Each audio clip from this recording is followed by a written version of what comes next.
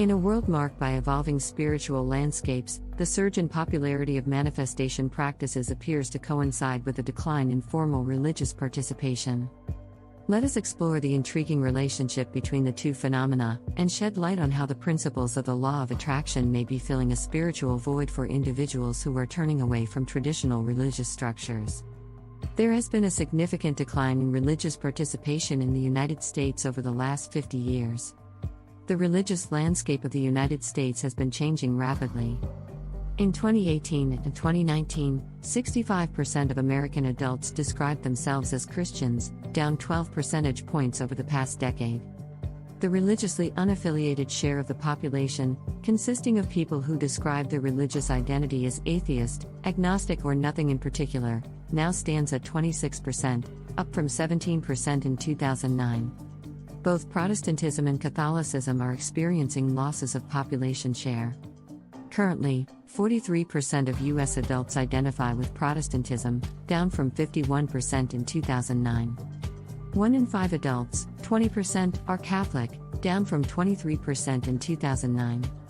All subsets of the religiously unaffiliated population, a group also known as religious nones, have seen their numbers swell.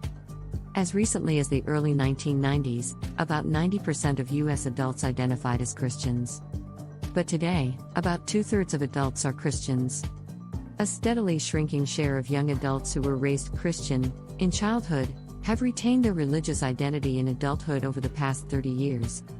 Since the turn of the century, there has been a near doubling in the percentage of traditionalists, baby boomers, and Gen Xers with no religious affiliation. Over the past 15 years, the drop in religiosity has been twice as great as the decline of the 1960s and 1970s. This trend in decreased religious participation has not been as dramatic in non-Western, non-Christian countries, although Christianity remains as the world's largest religion with Islam second. The term law of attraction appeared in the 19th century in the work of Madame Helena Blavatsky. The term was first used in the context we understand it today in 1906, when author and publisher William Walker Atkinson released his New Thought movement book, Thought Vibration, or the Law of Attraction in the Thought World.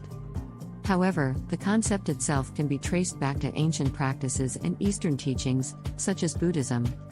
It's also worth noting that in 1855, the term Law of Attraction appeared in The Great Harmonia, written by the American spiritualist Andrew Jackson Davis, in a context alluding to the human soul and spheres of the afterlife. While the term law of attraction and its modern interpretation have roots in these historical contexts, the way it is understood and applied today has been influenced by a variety of factors, including cultural and societal shifts. The law of attraction has connections to the occult. The law of attraction can be traced back to the New Thought movement that began in the 19th century, which later developed into New Age mysticism. There is an occult dimension to these ideas. The term occult refers to knowledge of the hidden or knowledge of the paranormal, as opposed to knowledge of the measurable, usually referred to as science. The law of attraction, like many New Thought and New Age philosophies, deals with tapping into hidden powers and manipulating energies, which are concepts often associated with the occult. However, it's important to note that the law of attraction, despite its roots and connections, is often presented in a more secular or scientific light today. For a fundamentalist Christian, the law of attraction may come uncomfortably close to dabbling in the occult. In fact, Wicca has indeed become more popular in the United States over the past 50 years. Wicca is one of the fastest growing religions in the United States and has followers across the globe. According to the 2008 American Religious Identification Survey, there were about 600,000 neo-pagans in the United States, with somewhere near half of them identifying as Wiccan. The Pew Research Center found in 2008 that roughly 1 to 1.5 million Americans identify as either Wiccan or pagan. A Trinity College study conducted in 1990 estimated only about 8,000 Wiccans in the U.S. The number of witches and Americans practicing Wicca religious rituals increased dramatically since the 1990s, with several recent studies indicating there may be at least 1.5 million witches across the country. The U.S. military recognizes both Wicca and Satanism. From the 1970s onward, books began to be published by such figures as Paul Hewson, Scott Cunningham, and Stuart and Janet Farrar, which encouraged self-initiation into the craft, leading to a boost in the number of adherents and the development of traditions. These numbers suggest a significant increase in the number of Wiccans in the United States over the past 50 years. However, it's important to note that these numbers are estimates and the actual numbers can vary. Also, many individuals are not comfortable self-identifying as Wiccan and thus either do not respond to such surveys or claim some other religious affiliation. These verses from the King James Bible speak strongly against sorcery, witchcraft, and divination. Leviticus 19:31. Regard not them that have familiar spirits, neither seek after wizards, to be defiled by them. I am the Lord your God. Exodus 22:18. Thou shalt not suffer a witch to live. Deuteronomy 18:9-12.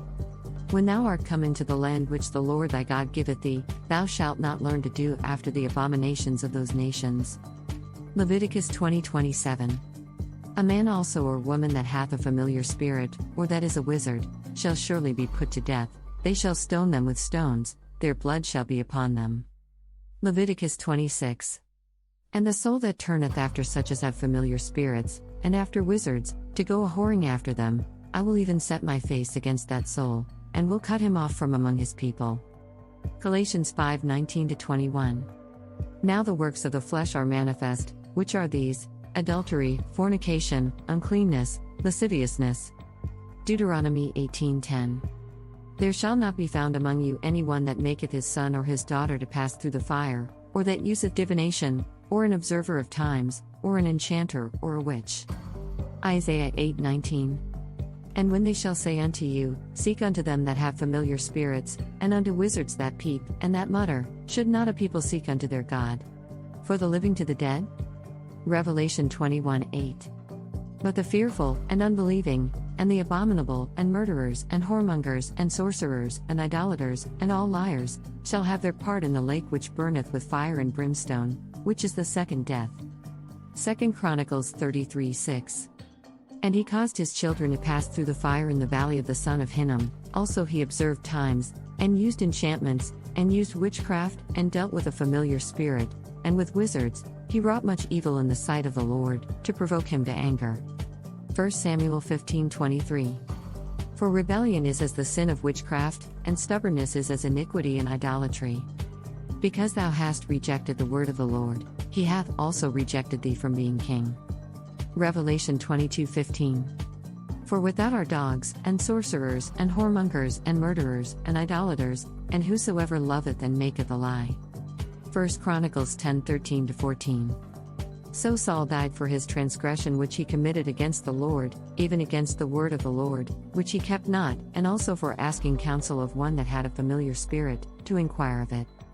Even if manifestation and other New Age practices are not definitively identified as witchcraft, these practices come dangerously close and may lead further down the path away from Christian salvation. Unfortunately, many individuals may feel disconnected from formal religious institutions. Online communities foster a supportive environment for those exploring non-traditional religious practices. Truthfully, most mainstream churches do not take a literal view of the Bible and emphasize forgiveness and tolerance. Most of us overwhelmingly fail at following the strict rules of the Old Testament. Individuals want to empower themselves. Waiting for God is hard. God's plan, even if we can hope to know it, may not align with our own personal plans. Attempting to wrangle the universe toward our will is appealing in these times when traditional societal structures have disappointed us or left us feeling alienated. Consider this. Psalm 27:14. Wait on the Lord, be of good courage, and he shall strengthen thine heart. Wait, I say, on the Lord.